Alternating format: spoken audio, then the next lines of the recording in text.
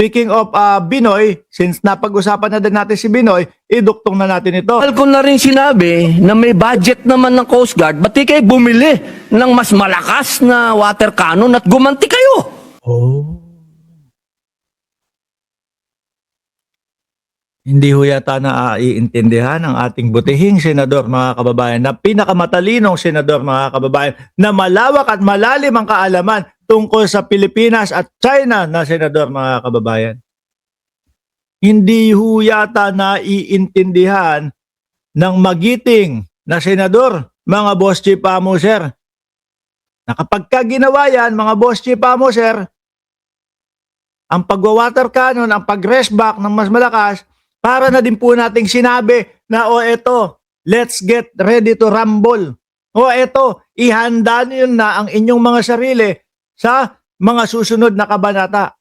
Bombahan na kasunod niyan. Alam niyo ho, mga boss, ako humahanga, bumibilib ako dito sa sa ginagawa nila Commodore J. Tariela. Bakit ho, mga bossing? Kasi nandun yung, alam mo, gigil na sila talaga eh. Alam mo, galit na talaga sila. Gusto nila rumesh back.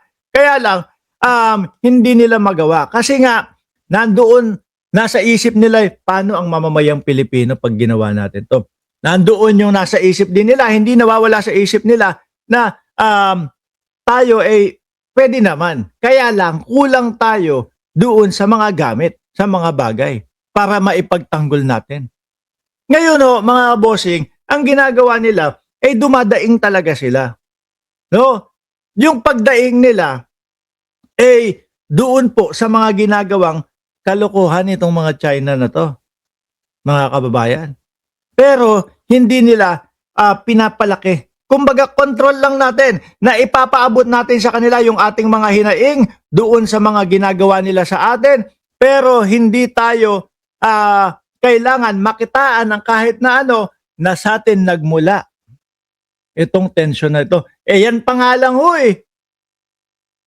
Wala pang pagkilos, wala pang pag-water cannon na ginagawa ang Pilipinas. Yung mga ulol nyong vlogger eh. Ano sinasabi? Nagwa-water cannon daw ang Pilipinas.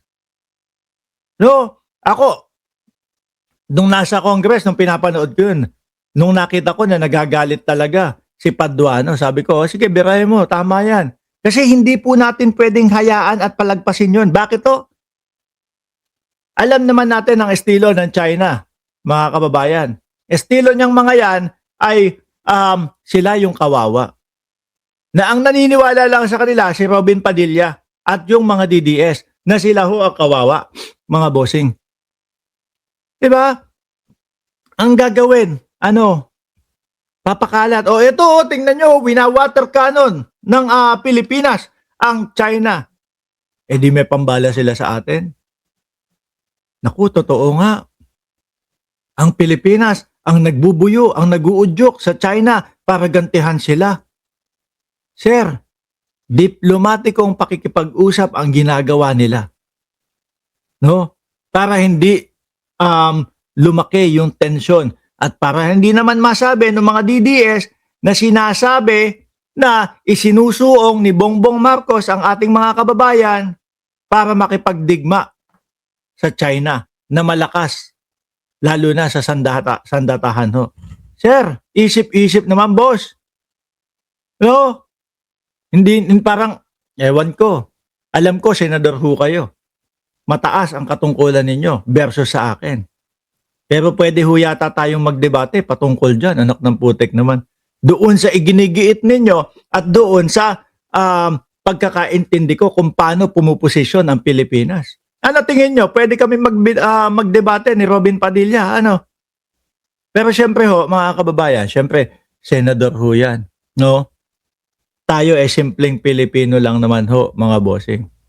Sasabihin ng mga DDS, sino ka ba para makapagdebate kay Robin Padilla? Pero para lang ho sa akin.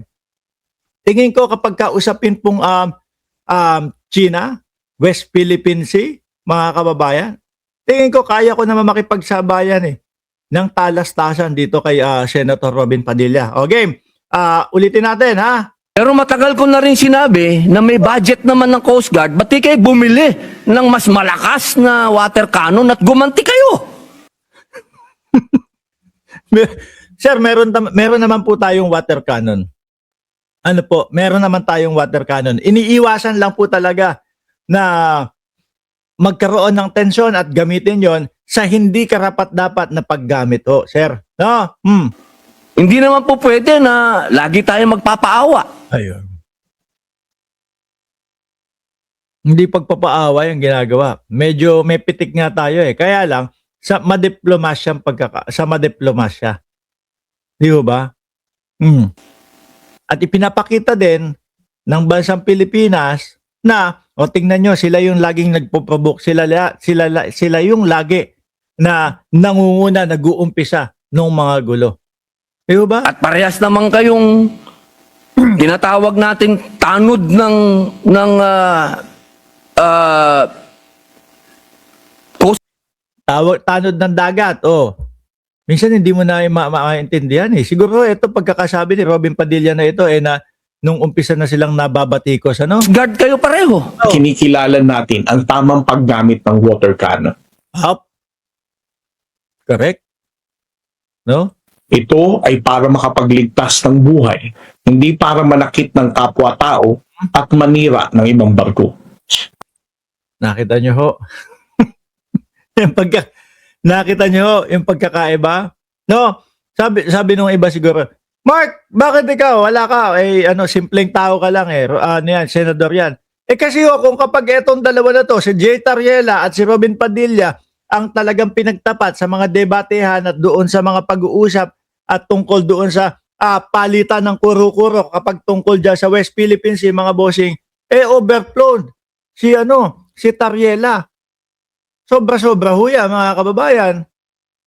Di ba pag pinagharap ho itong dalawa na ito, mga bossing, kaya siguro pwede ako kahit papaano.